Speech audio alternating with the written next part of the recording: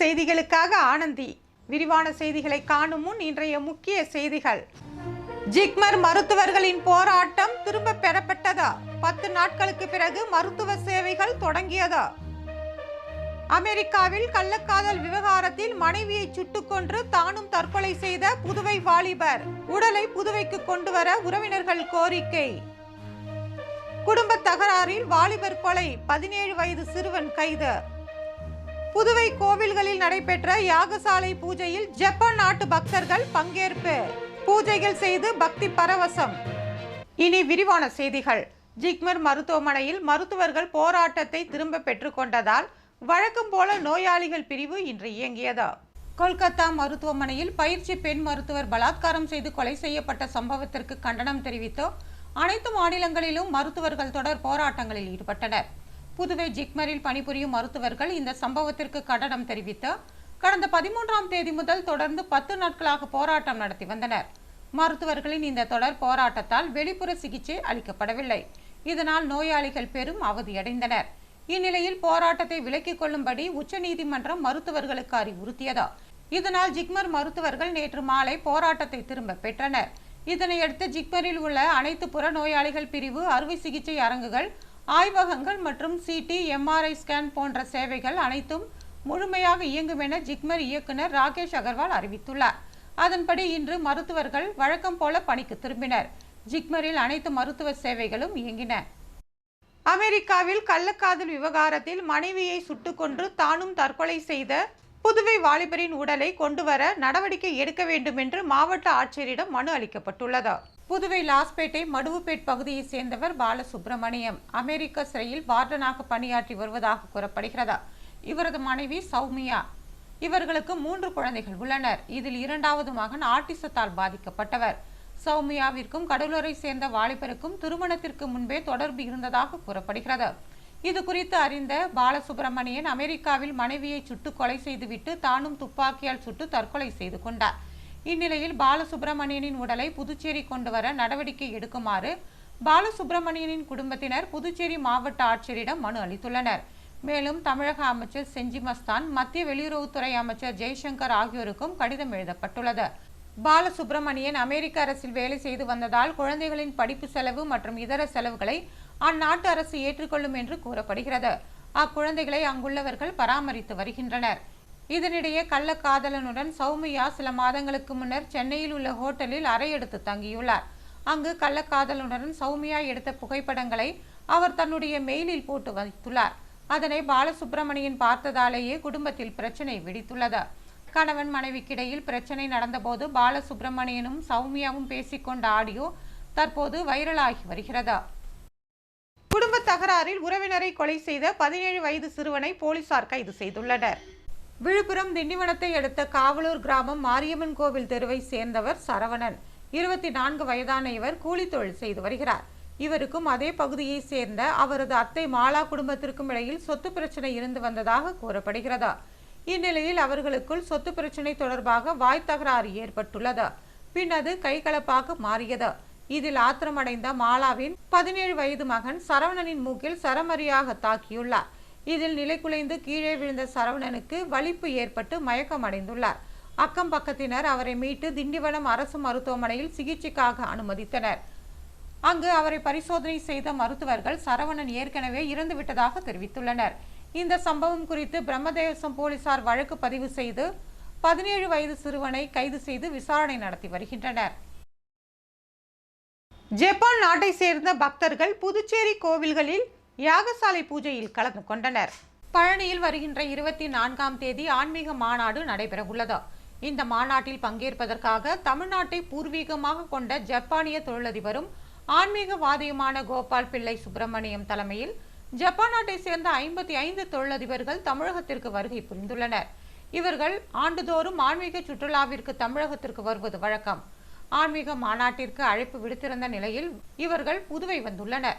ஆன்மீக மாநாடு வெற்றி பெறுவதற்காக புதுவை மணக்குள விநாயகர் கோவிலில் சிறப்பு பூஜையில் ஈடுபட்டனர். இதனைத் தொடர்ந்து நேற்று மாலை புதுச்சேரி அடுத்துள்ள மொரட்டாண்டி பிரத்யங்கரா காளி கோவிலில் தானிய வகைகள், காய்கறி, பழ வகைகள், மூலிகைகளை கொண்டு சத்ரு சம்ஹார பரிகார யாகம் செய்து வழிபாடு நடத்தினர். அதனைத் தொடர்ந்து கலச நீரை தலையில் ஏந்தி பிரத்யங்கரா மூலஸ்தானத்திற்கு எடுத்துச் சென்று அபிஷேகம் செய்து வழிபாடு நடத்தினர். அந்த புனித நீரை ஜப்பானியர் அபிஷேகம் செய்து கொண்டு வழிபாடு நடத்தினர்.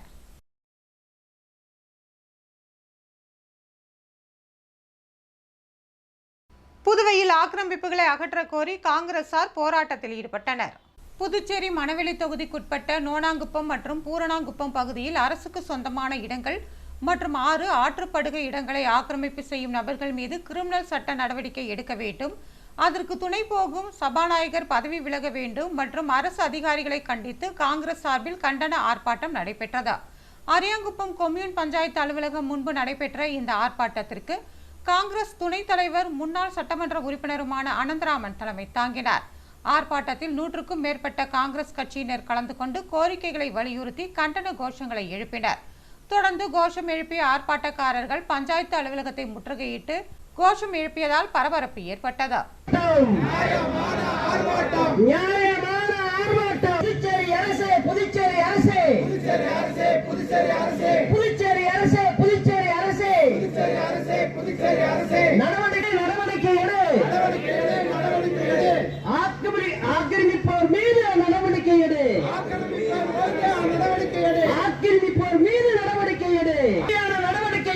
புதுச்சேரி மத்திய சிறையில் மாவட்ட ஆட்சியர் குலோத்துங்கன் ஆய்வு மேற்கொண்டார். பெருகி வரும் குற்றத்தின் காரணமாக சிறையில் அடைக்கப்பட்டுள்ள சிறைவாசிகளுக்கு போதுமான இடவசதியை ஏற்படுத்தி தர வேண்டும், அவர்களது குற்றத்திற்கு ஏற்ப குற்றவாளிகளை தனித்தனி பகுதியாக அடைக்க வேண்டும் என்று மத்திய மாநில அரசுகளுக்கு உச்சநீதிமன்றம் அறிவுறுத்தியுள்ளது. அதன் தொடர்ச்சியாக கடந்த திங்கட்கிழமை புதுச்சேரி தலைமை நீதிபதி சந்திரசேகரன் தலைமையில் ஆலோசனை கூட்டம் நடைபெற்றது. அதன் ஒரு பகுதியாக புதுச்சேரி மத்திய சிறையில் புதுவை மாவட்ட ஆட்சியர் குலோத்துங்கன் அனைத்து பகுதிகளையும் ஆய்வு செய்தார்.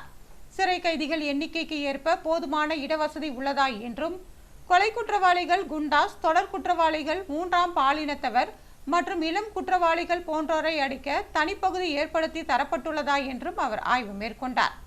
மேலும் சிறைவாசிகள் எண்ணிக்கைக்கு ஏற்ப சிறை ஊழியர்கள் பணியில் அமர்த்தப்பட்டுள்ளனரா என்றும் அவர் ஆய்வு செய்தார்.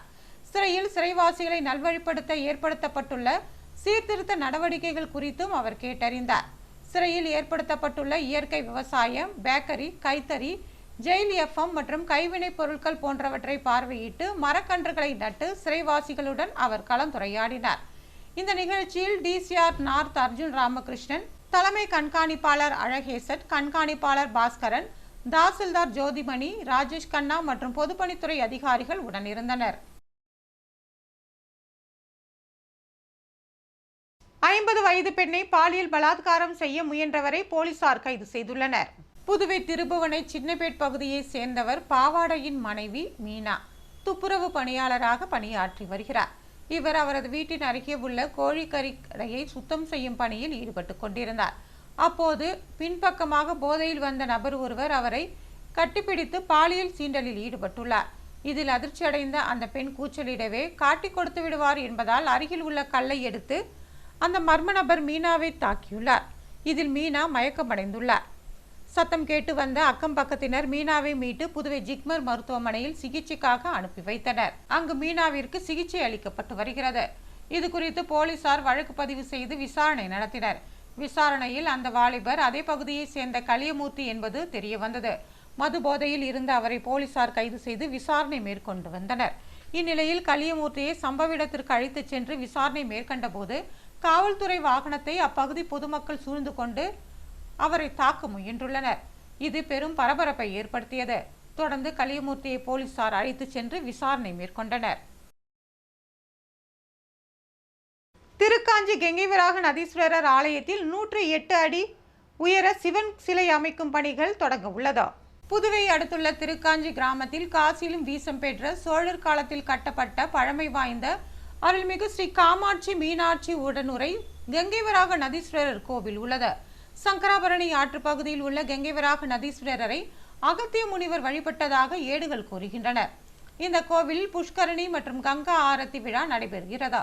நவகிரகங்கள் ஆண்டுதோறும் ஒருமுறை பெயர்ச்சி அடையும் குரு பகவான் செல்லும் ராசியை கணக்கிட்டு அந்த ராசிக்குரிய நதிகளுக்கு புஷ்கரணி விழா நடத்தப்பட்டு கங்கா ஆரத்தி நடத்தப்படுகிறது.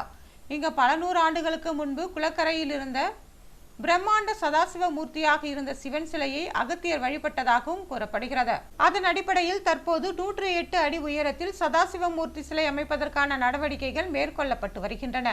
30 கோடி ரூபாய் செலவில் நவகிரகங்கள் மற்றும் நட்சத்திரங்களுக்கான சுவாமி சிலைகளும் அவற்றை சுற்றி 108 லிங்கமும் வைக்கப்பட உள்ளது. 3வது மாடியில் 108 அடி உயரத்தில் சதாசிவமூர்த்திக்கு சிலை வைக்கப்படுகிறது. அனைத்தும் முழு கான்கிரீட்டால் செய்யப்படுவதாக தொகுதியின் சட்டமன்ற உறுப்பினரும் வேளாண் துறை அமைச்சருமான தேனி ஜெயக்குமார் தெரிவித்துள்ளார். 1/2 ஏக்கர் பரப்பளவில் தயாராகும் இந்த பிரம்மாண்ட சிலை ஆன்மீக பக்தர்கள் மற்றும் பொதுமக்களின் நன்கொடையால் 2 ஆண்டுகளில் நிறைவேறும் என்றும் அமைச்சர் தெரிவித்தார். வில்லியனூர் அரசு உதவி பெறும் பள்ளியில் மாணவர்களுக்கு இலவச மிதிவண்டியை சட்டமன்ற உறுப்பினர் சிவா வழங்கினார். வில்லியனூர் புனித லூர்து அன்னை அரசு உதவி பெறும் ஆண்கள் உயர்நிலைப் பள்ளியில் மழைக்கோட் மற்றும் மிதிவண்டி வழங்கும் விழா நடைபெற்றது.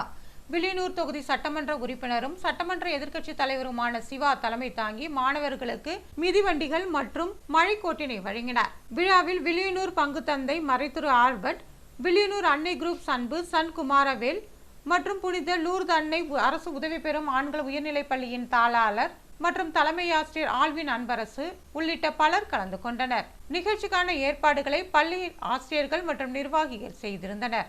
வேளாங்கண்ணிக்கு பாத யாத்திரை செல்லும் பக்தர்களுக்கு அன்னதானம் வழங்கப்பட்டது. வேளாங்கண்ணி மாதா ஆலய கொடியேற்றத்தில் நாடு முழுவதிலும் இருந்து லட்சக்கணக்கான பக்தர்கள் கலந்து கொண்டு பிரார்த்தனையில் ஈடுபடுவது வழக்கம். இதில் பலரும் பாத யாத்திரையாக வேளாங்கண்ணி செல்வதை வழக்கமாக கொண்டுள்ளனர். அதன்படி பாத யாத்திரையாக செல்லும் பக்தர்களுக்கு ஆண்டுதோறும் புதுச்சேரியை சேர்ந்த ஜெரோம் கவிதா குடும்பத்தினர் அன்னதானம் வழங்கி வருகின்றனர். 16வது ஆண்டாக ஜெரோம் கவிதா குடும்பத்தினர் தூய இருதய ஆண்டவர் ஆலயம் வாயில் முன்பு ஆயிரக்கணக்கான பக்தர்களுக்கு உணவு வழங்கினர். சிறப்பு விருந்தினராக அரசு கொறடா ஆறுமுகம், அதிமுக மாநில செயலாளர் அன்பழகன் ஆகியோர் கலந்து கொண்டு உணவுகளை வழங்கினர். நிகழ்ச்சிக்கான ஏற்பாடுகளை ஜெரோம் கவிதா குடும்பத்தினர் செய்திருந்தனர். தொடர்ந்து திரைப்பட பின்னணி பாடகர் கானா சுதாகர் இசை கச்சேரி நடைபெற்றது.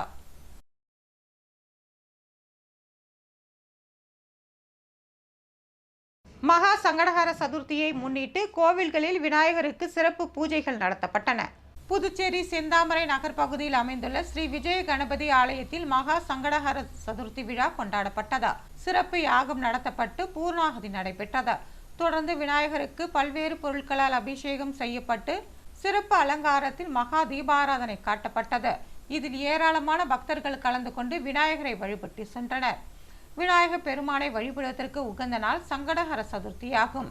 விநாயகர் சதுர்த்திக்கு முன்னதாக வரும் சதுர்த்தியான மகா சங்கடஹர சதுர்த்தி என்று விரதமிருந்து விநாயகரை வழிபடுவது கூடுதல் சிறப்பு. ஆண்டின் அனைத்து சங்கடஹர சதுர்த்தியிலும் வழிபட்ட பலன்கள் இதனால் கிடைக்கும் என்பது ஐதீகம்.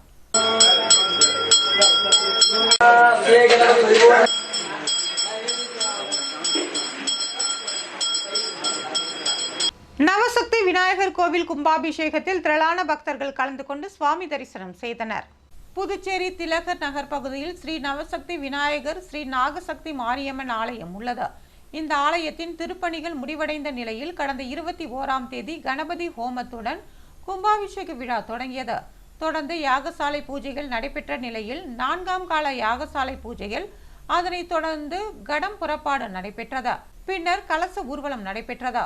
இதனைத் தொடர்ந்து புனித நீர் விமானத்திற்கு ஊற்றப்பட்டு கும்பாபிஷேக விழா நடைபெற்றது. இதில் திரளான பக்தர்கள் கலந்து கொண்டு சுவாமி தரிசனம் செய்தனர். மின் கட்டணத்தை செலுத்தாதவர்களின் மின் இணைப்புகள் துண்டிக்கப்படும் என்று மின்துறை எச்சரிக்கை விடுத்துள்ளது.